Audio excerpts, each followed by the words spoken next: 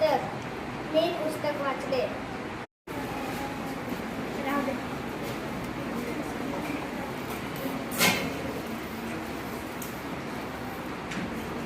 माझे आव्हान आहे ही संख्या वाचवा.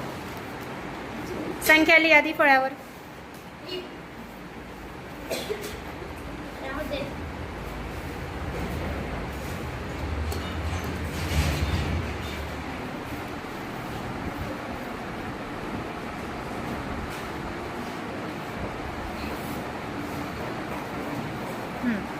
वाच बरं.